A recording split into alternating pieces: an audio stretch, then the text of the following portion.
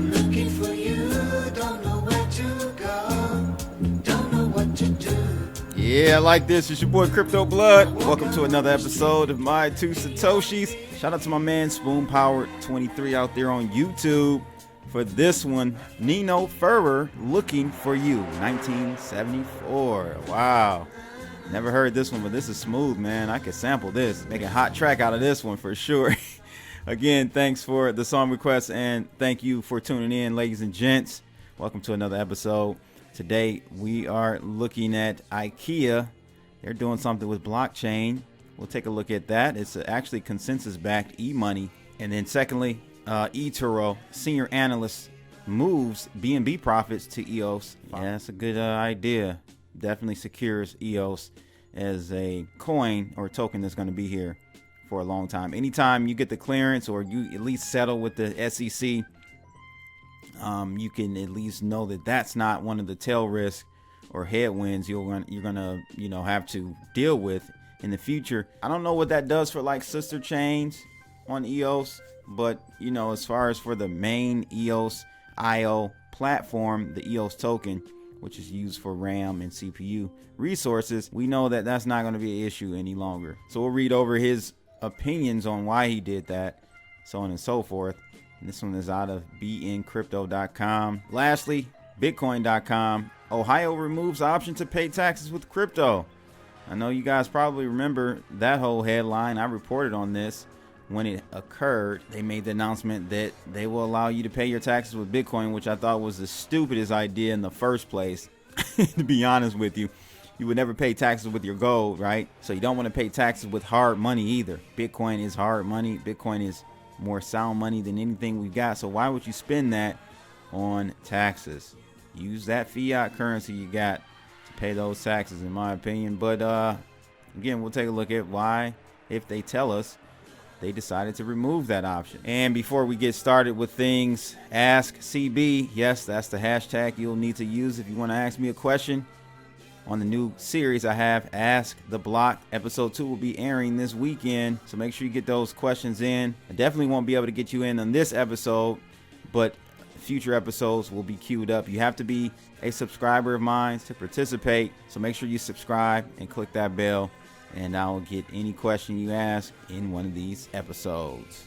So let's take a look at the market cap today. We have Bitcoin up 0.35% to $8,170. ETH is up big, 2.89% to $177, and EOS up 5% today, above the $3 handle. Finally, looks like we're gaining some momentum there. Litecoin up also pretty decently today, 2% to $57.05.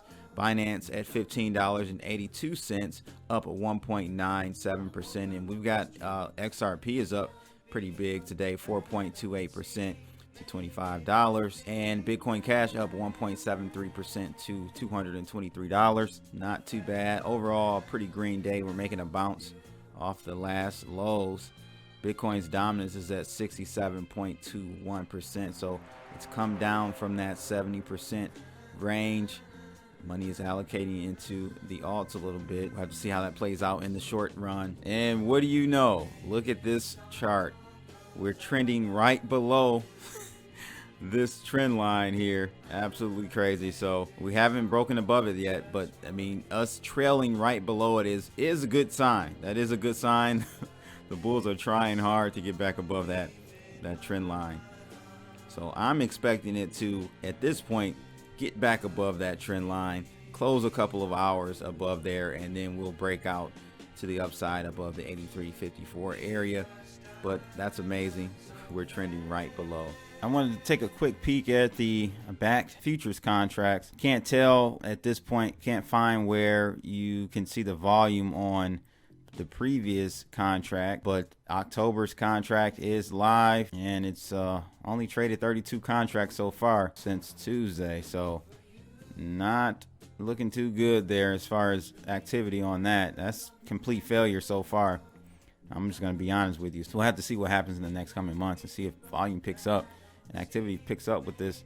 I was suspicious once, I saw CME back out, discontinue their Bitcoin futures, though they weren't physically backed. Kind of gives you a hint toward the demand or lack thereof for this particular financial instrument at this moment. So, but the first article out of the Bitcoin is IKEA agrees to pay invoice using consensus-backed e-money provider. It says after making a purchase through IKEA Iceland, Nordic store settled the e-invoice through smart contracts on the Ethereum blockchain. However, the transaction was paid using Iceland's fiat currency, the krona, and not crypto. So kind of a headline, kind of not. The operation for the Icelandic retailer IKEA was made possible through TradeShift, a supply chain payments company, and Monerium, a licensed e-money for blockchains, which is also backed by blockchain software company Consensus. Earlier this year, Monerium received its license to issue currencies as e-money on the blockchain.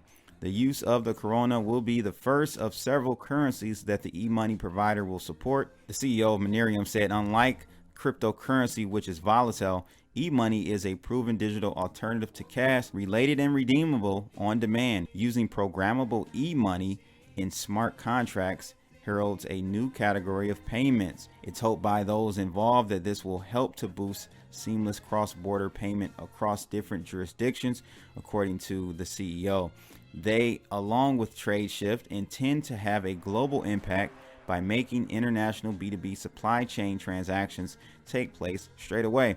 Adding to this, the co-founder of TradeShift and general manager said that programmable money that is regulated by governments will become the foundation for e-commerce payments because they enable smart contracts. He says, we see smart invoices not just as useful for lowering administrative hurdles in business-to-business cross-border transactions, but for building new finance models that makes it easier for enterprises to improve access to credit and improve cash flow. So in June, it was announced that Monerium had been approved as Iceland's first electronic money provider by the Financial Supervisory Authority of Iceland. The decision means that e-money provider can deliver its services on a blockchain throughout the European Economic Area. At the time, the CEO said in a press release that the e-money license was a major milestone toward making digital currency accessible, secure, and simple to transact. And Andrew Keys, co-founder of Consensus Capital, noted at the time that Monerium is bridging fiat money and blockchains. So again, what does this mean for applications like XRP? I know people want to get on me because I'm always throwing shade at XRP, but if they actually had a business model that made sense, it made them be able to corner the market, then I would feel differently about it. But this is the first thing that popped in my head. Like in a scenario where we've got, IKEA using this Monerium to transmit currency cross borders, they can just use a simple platform like Monerium or countless others. That's the problem. There are so many solutions for this cross-border issue that it really isn't an issue. It's only an issue because governments make things so difficult and redundant that they have to make it an issue. Cross-border payment is just sending a Bitcoin to one address to another or any other cryptocurrency.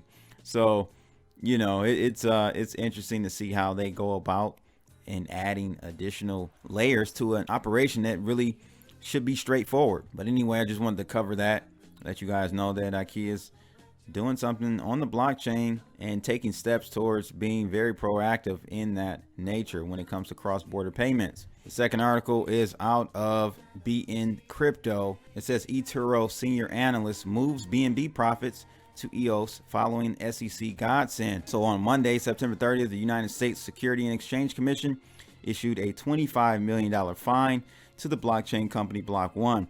This was done in order to punish them for carrying out an unregistered ICO for more than a year. Senior eToro analyst Matty Greenspan stated that he has shifted a portion of his Binance coin profits to EOS. However, he did not specify a time frame or a target for this new move. This could be a long-term switch from BNB to EOS or just a swing trade in order to maximize profits. Nevertheless, we are going to look at the current market outlook for both coins and analyze the future potential. So they're just kind of going through the technicals on Binance coin and EOS here. I'm not really going to go through all of that, but I will say that I think that's a good move.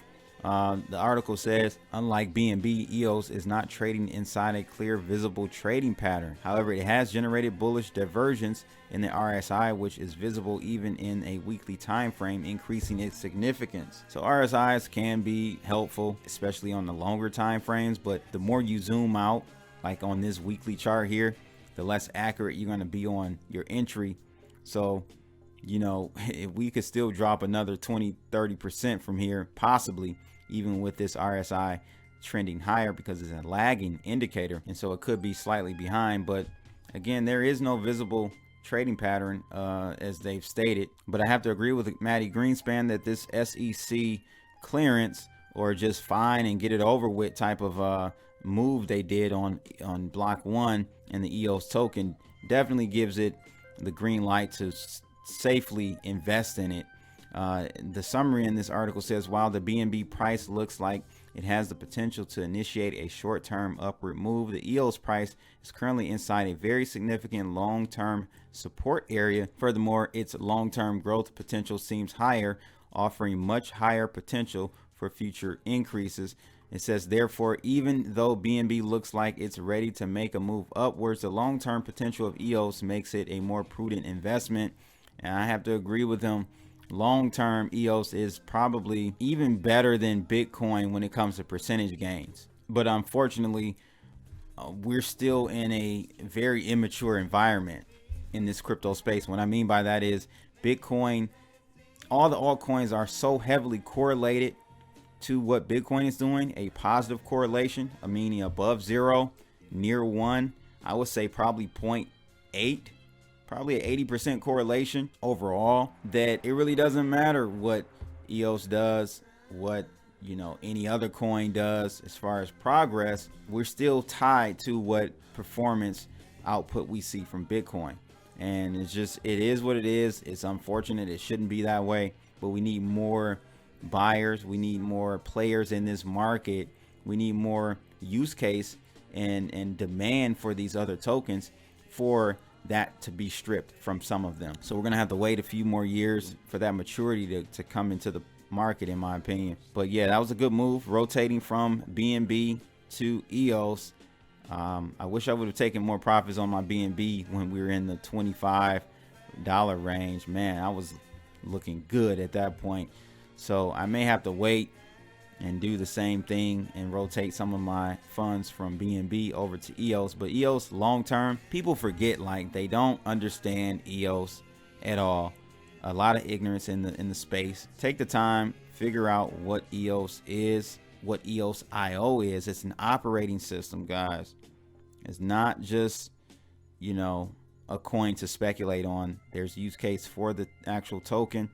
They're having some issues, though. I have to point out, EOS is having some RAM or CPU issues with their coin right now. I think it has to do with the 1.8 upgrade. Not sure if that's been rectified, but I think I saw that pop up. So there are some issues that need to be handled and figured out over there on EOS with this upgrade to 1.8. Last article is out of Bitcoin.com here. Ohio removes option to pay taxes with crypto while local SLP project presses forward. So the state of Ohio has become an unexpected center of American fintech focus in recent years, thanks to the remarkable developments at the intersection of crypto, blockchain, and government. With that said, the online crypto portal that has allowed Ohio businesses to pay their taxes with Bitcoin since last year, OhioCrypto.com, has been suspended due to regulatory concerns. But meanwhile, a local city's government is pushing forward toward the release of a simple ledger protocol token for digital identity, voting, and social incentives. Former Ohio Treasurer Josh Mandel announced the implementation of a program allowing Ohio businesses to pay their taxes in Bitcoin in November of last year, just before turning the office over to current Treasurer Robert Sprague. Though Sprague had initially praised Mandel's efforts to keep Ohio on the business-friendly cutting edge, he announced Wednesday that the initiative is now suspended and under review, citing the hasty implementation of the program that Attorney General Dave Yost is now reviewing for legality. Columbus suburbs, Dublin, Ohio, is on track to release a BCH network or Bitcoin Cash Network SLP token, which will function as a digital identity, electronic polling system, and incentive for various civic activities. The project is a brainchild of the Bitcoin Cash full node developer Joshua Green, who created the Bitcoin Verde full node implementation and is currently working with the City of Dublin CIO Doug McLaughlin to bring the project to fruition. So I don't see how that is going to run without any hiccups either, just because of regulatory issues I see. But I think that's the right direction. That's what blockchain should be used for. Voting, that's one for sure. Man, that's a big one. So I'll just make sure I keep an eye out on this whole situation with Ohio shelving the pay for taxes with Bitcoin program. Thought it was stupid anyway. But yeah, we'll see what happens with that. And I think I'm just seeing this because I'm on news.bitcoin.com. I clicked the buy Bitcoin button. I forgot that you can buy Bitcoin from this website, bitcoin.com, or buy.bitcoin.com with a credit card. So I don't think you need KYC either. So keep that in mind as well. That's pretty much it for today, ladies and gents. Thank you for joining me on today. Shout out again to my man Spoon Power 23, Nino Furrer, looking for you, 1974. We out of here, people. Make sure you guys like, share, and subscribe, and click that bell to be notified about unbiased crypto news reported by yours truly, 6.5-year vet in this game. Can't believe it's been that long. I'm out of here, people. How? I'm looking for